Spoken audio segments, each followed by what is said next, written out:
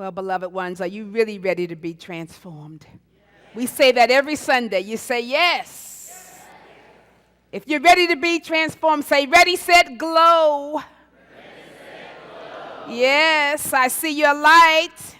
Turn to someone and say, I see your light. I see your light. Ready, set, glow.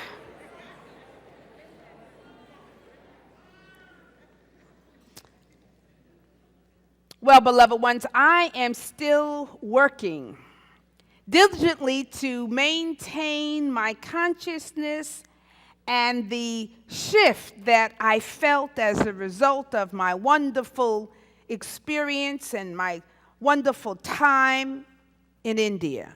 And I'm trying to maintain that consciousness. I'm trying to maintain the vibration and the good feelings I had and the insights that I had gained through that experience. Because, as often happens, we'll have some sort of shift, some sort of change internally, some great insights and some aha moments internally.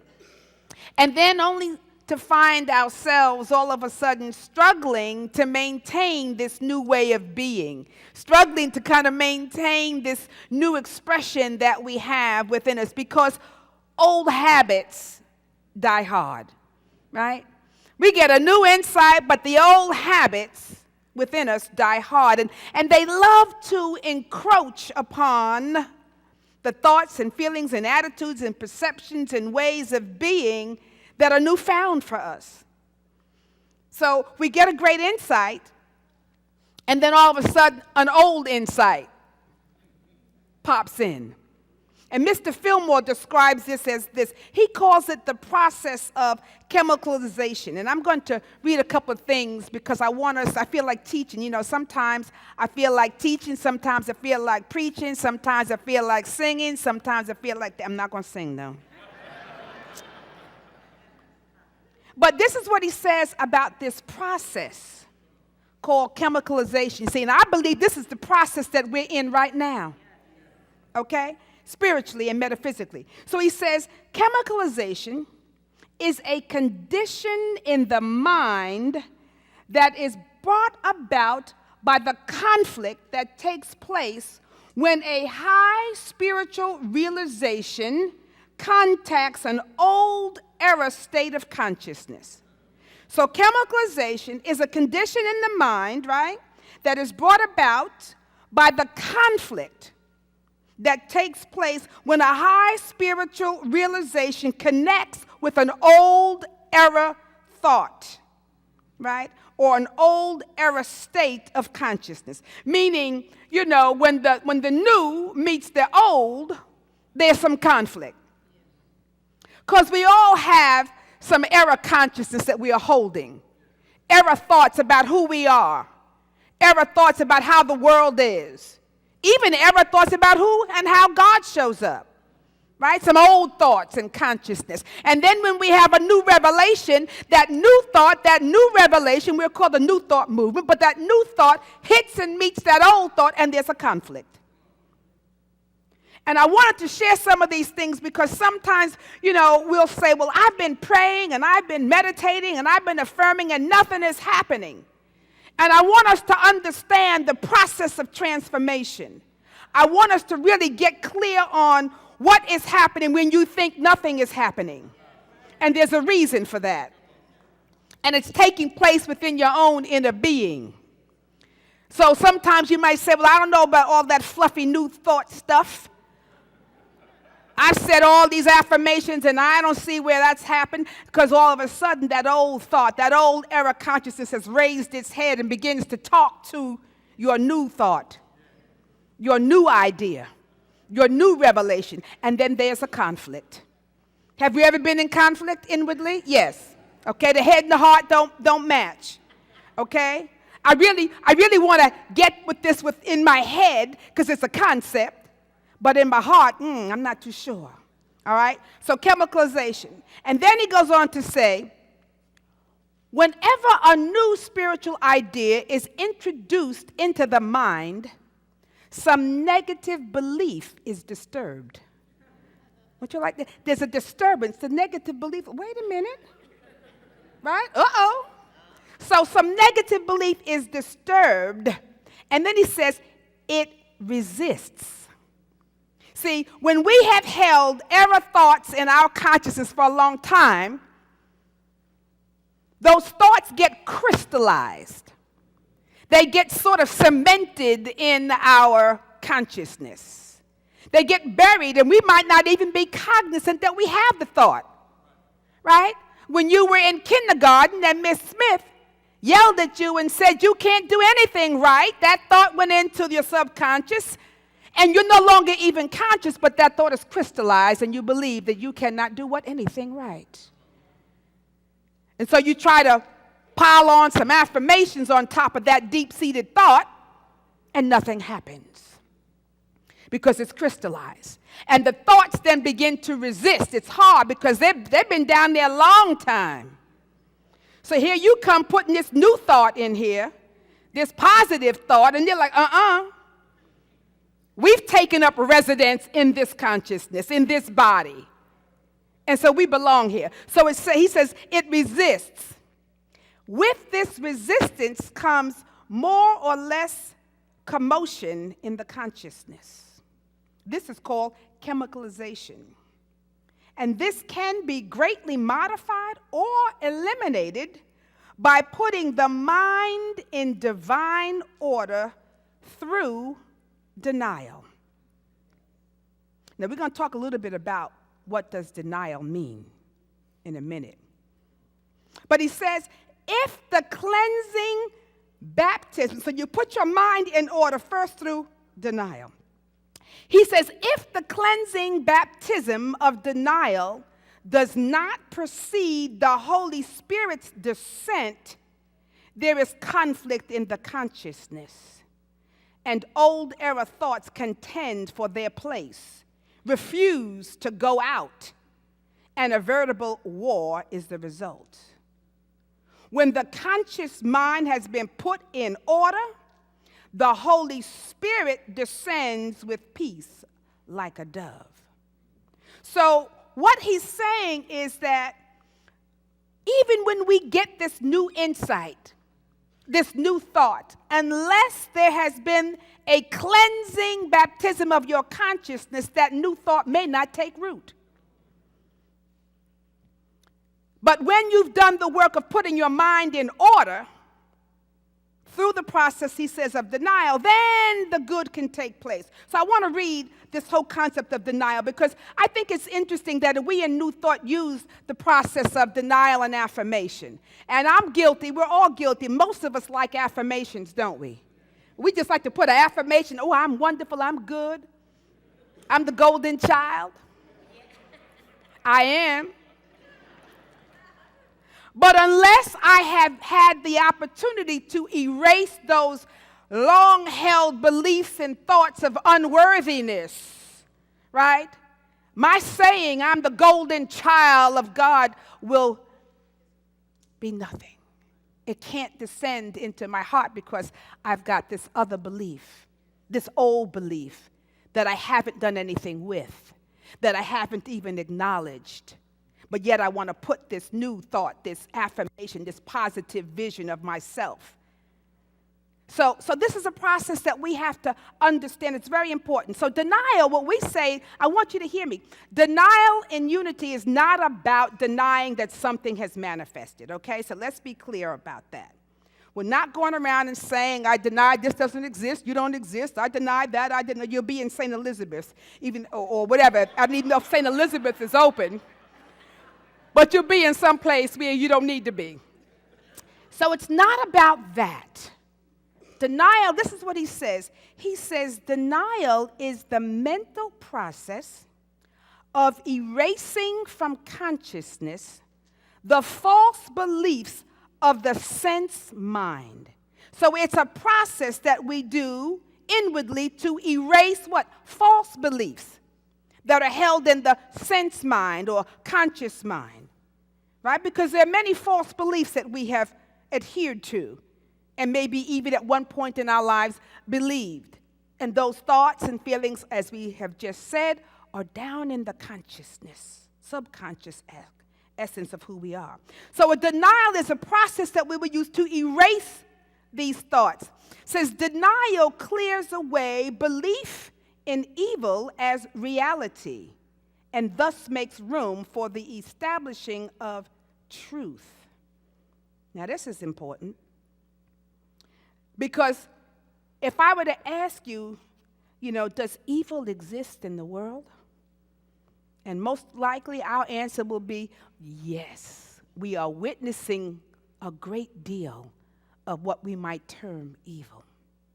But the distinction that as a true student and a metaphysician is to understand that the evil we see is due to man's inhumanity. It is due to man's ignorance of who man is. It is not a living reality as an expression of God. So we clear on that? God does not create evil. God is absolute what? Good. But we, in our perhaps ignorance, and we in our naivete, we in our childhood understanding of life, may create and manifest evil. But through this process of denial, we are denying the reality, because if it were so that the evil we see is a permanent condition of which we may not be able to do anything about, then what would we do? Why get out of bed? Why do anything good? So we understand that the reality is of God. That's the truth that we're going to hold on and stand upon. Now, he says carnal consciousness, and carnal consciousness is this flesh, it's the world. It's when we are not only in the world, but we're of it. When you become of it, you're in a carnal consciousness, right? So he says carnal consciousness is made up of a multitude of false, individual, and race beliefs, meaning there's a race consciousness, and there's stuff out here. And many people have bought into a lot of false identities and beliefs in race consciousness. One group over the other. This group of people is evil. This group of people is good. Or good, whatever. It's all in the race consciousness. There's not enoughness, scarcity, race consciousness, right? But there's also the thoughts of abundance. But it's these limiting thoughts and race consciousness that when you are not awakened and when you are not attuned to the divine presence within you, you fall subject to the limiting thoughts that are out here in consciousness. You can get sucked into the negativity, sucked into the limitations, sucked into the evil that we see. And so this is very powerful for us to understand. Through denial, we get rid of these shadows of reality. We cleanse the temple of the mind of these thieves and robbers of our good. And in so doing, we make way for the planting of the seeds of truth that will bring to us an ever-increasing supply of good. A denial is a relinquishment, and it should not be made with too much vehemence. In other words, he's saying, don't get into, I deny this, I deny that, because then the subconscious is saying, wait a minute, maybe she's saying it too strongly. Maybe she really, methinks thou dost protest too much. So you don't use your denials that way, but you use them clearly. Evilly. It says, let us make our denials as though we were gently sweeping away cobwebs, and our affirmations in a strong, bold, and positive attitude of mind. When we poise ourselves in divine mind, our affirmations and denials will be made in the right relation, and we will know just when to let go of a thought and when to lay hold of another. Do you know when to let go of a thought and when to lay hold of another? Or are we kind of caught up in holding on to all thoughts? It's my thought. It moved through my being, so therefore it must have some value. But we, as true students and metaphysicians, must know when to hold a thought and when to release a thought. Through this whole process of denial and affirmation. And the denial comes first because you remember the story in the Bible where Jesus talks about the demon and he swept this house clean of demons, right? And then all of a sudden, 7 more. That's right. 7 more came worse than the first. And the man was in a worse state than before. Because what it says is, yes, we can do the sweeping and the denials and the cleansing. But after that, you must also do the planting and the affirming and the getting rooted in the truth. So that that negativity doesn't have the ability to enter back into your consciousness. So we deny, we sweep, we release, we relinquish, we let go of the untruth, and we affirm, we state, we claim that which we know to be the truth. So if we want to have a more permanent sense of a transformation, because when we're changed, again, if you're not open and aware, you'll slip right back into your old way of being. So if we want a more permanent transformation of our new insights and our new realizations and the revelations that we have, then we need to put our mind in order. The Apostle Paul put it this way. He said, "Be ye transformed by" what? "The renewing of your mind." So there has to be something. There's a cleansing, a healing, and there's the renewing of one's mind. The mind must be renewed. So you come here, we hear, because just because you had a revelation yesterday doesn't mean that it's with you today. Every day you must be on point, purpose, and conscious. Right? Because today, every day, I walked on water yesterday, but if I don't have the consciousness today, then what I did yesterday doesn't mean a hill of beans. Am I aware? Am I empowered today? Am I diligent today? So we have to understand that we are being renewed moment by moment. Now, remember last week, for those of you who were here, I said that my birthday present that I had given myself when I was in India during my meditation time was to be present. My present was to be present. And that I shared that the only way to really be present was to let go of those thoughts and those feelings that take us into the past or take us into the future.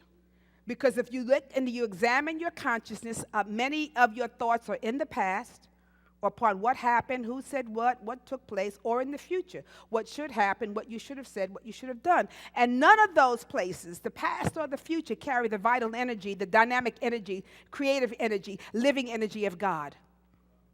Only the now moment carries that, right? God is present where? In the now. And if we want to be able to access this reality of the now, you've got to be present. In order for us to really do that, then we have to understand the power of now, and we have to learn how to be what I call in a perpetual state of letting go. A perpetual state of letting go. You had the experience of whatever it was, and it was good and you enjoyed it. Now let it go. You had an experience that brought you pain, and you felt the pain, and you were sad or you were upset. Fine, you had and felt the hurt. Now let it go. You had the experience of the joy of success. We just had a wonderful blessing. I can revel in it and wonderful, but tomorrow I need to let that go. Right? Or you've had a wonderful time of somebody complimenting how wonderful you are. You had that experience. It felt good. Now let it go. Someone is not complimenting you but complaining about you. And you felt the pain of that complaint. Now let it go. You see, when we are not able to let go of what has already occurred, when we try to hold on to the highs and the lows, or all the lows of life, then that keeps us from the now moment. And it keeps us from the place where we can choose, and we can act, and we can create, right? And we can have access to the divine presence within us. And you can only access the presence of God in the now. Right? You can only access who you are meant to be in this present moment. If I was great yesterday, that's wonderful. But am I great in this moment? Can I be my greater self in this moment? See, too often we are stuck in the past. That's what resentment means. You keep resending old feelings. To resent is to resend. We got to be new. Every moment, new. Endless perpetual state of letting go, letting go. Have the experience, enjoy it, and release. Be open for the next. That's how you're going to have a rich and a full life. Not living on, years ago when I was in college, we did it this way. Or I did, that's fine. Where are you now? Right? Because years ago, I was. But I can't go back there. Right? Where am I now? What do I need to be about now? Yes, I can say, years ago my body was tight and I was strong. Okay. Where am I now? I want to have the best body I can have at this point in my life. Right? At this point. You see, we all want to be transformed, right? Everybody wants to be transformed. We all want to move on to this next level of our existence and our beingness. We want to be a bigger and better version of ourselves. We want to be the best that we can be. But the challenge comes in is that we have a hard time of letting go. Letting go even of our former selves. Letting go of our former selves. See, we want to change, but yet remain the same. We want to change, but we want to remain the same, right? But true transformation requires letting go. It requires a release of the former in order to experience the new, the now. See, now is new. New is now. It's now. And you've got to release so you can experience that. But we become attached. We're attached sometimes and fearful. We're attached to holding on to that which we know, and we're fearful of letting go. We're attached and we're fearful. Attached to holding on, fearful of letting go. We're attached to our thoughts, our opinions, our beliefs, our perceptions, all of that. We're attached to it because it's ours, how I think, this is me. But yet at the very same time, we will also have this fear of letting go even of that which no longer serves us well. This is the insanity. We will hold on to stuff that no longer serves us well. I'm going to hold on to this pain because it's my pain. Right? This was my, hold on. What good is it? Where is that serving you? How many of us have stuff that we no longer use? Right? We no longer use it. And it's taking up space within our space. And it's not serving us well. So not only do we have to declutter our outer spaces, but we also have to declutter our inner spaces. What are those thoughts and feelings that we keep holding on to that are not serving us well? And here's the hint that you know that a thought is not serving you well. And it's a thought that's not serving you well when it speaks to some kind of untruth about who you are. It's a thought that's not serving you well when it carries a negative or a limited vibration and energy around that thought. It's a thought when you feel bad, when you feel depressed, when you feel down as a result of holding these thoughts. It's not serving you well. That's a clue and a hint that you need to release and let go, as opposed to being lifted up by these wonderful thoughts of truth. We release, let go, erase through denial and consciousness, through that mental process, and then we affirm and we claim and we hold that this is how it happens for us. To be in a state of perpetual release, to be in a state of perpetual release means you continually let go. I let go. I let go. I let go. See, there'll be no suffering if you let go. Suffering is useless, unnecessary suffering when you just keep taking yourself around the same thing. Let go. Be free. Release. This whole process of being in a state of perpetual release is also powerful because we're not only releasing the limited and the negative, but we have an opportunity to release the magnificence of who we are. To also release this divine and powerful energy that is of God, to release the good that knows, to release our love, to release the magnificence of our being, to release our light in the midst of darkness. See, we are wondrously made. And when we can begin to release the light, release the love, release the power, release the magnificence, release the glory of God, something happens to us. where it says that we'll not only be transformed by the renewing of our mind, but we'll be transfigured. To be transfigured. When I came back from that week of just purely meditating night and day for a solid week, and then I went to another ashram, and there were some people there who knew me, and they kept saying, you look so different. Now, they didn't know I had just come from another ashram, but they said, you look different. You look so peaceful. You're glowing. And I was like, oh, really? But there was something to that. And more than one person commented to me that my countenance looked different to them.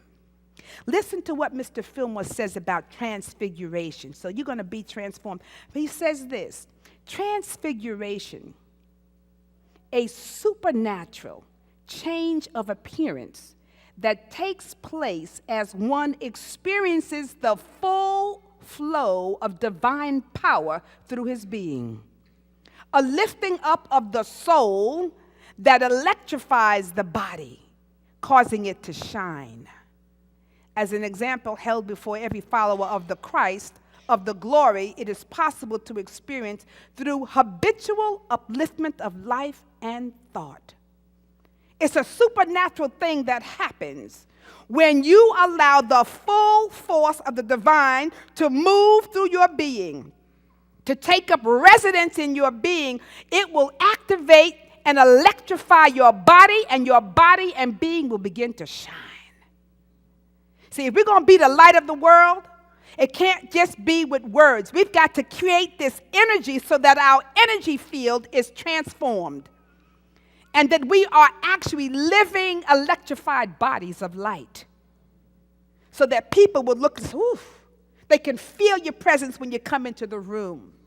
They can feel your vibration, just your presence. You won't even have to speak. You hold that thought and your vibration will change the energy in that room. It will change the situation. It'll change the circumstances. This is what Jesus could do. He could walk around and people could just touch the hem of his garment, just touch his being, because there was so much powerful energy coming. And that's where we need and want to be in these days. That's what Spirit is calling for each of us to be. So here's the thing. We'll practice some denials and some affirmations. I want you to affirm or deny this or affirm this as a denial. Let me hear you say this. I release and I am free from all thoughts of fear and doubt. I release and I am free from all obstacles that prevent me from expressing my best. I release and I am free from anything that dims my light. I am in a perpetual state of releasing my magnificence. I am in a perpetual state of releasing my light. I am in the perpetual state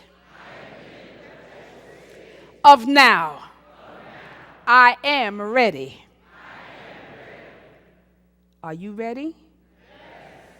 Then ready, set, glow. Namaste and blessings to you. Namaste. Namaste. One.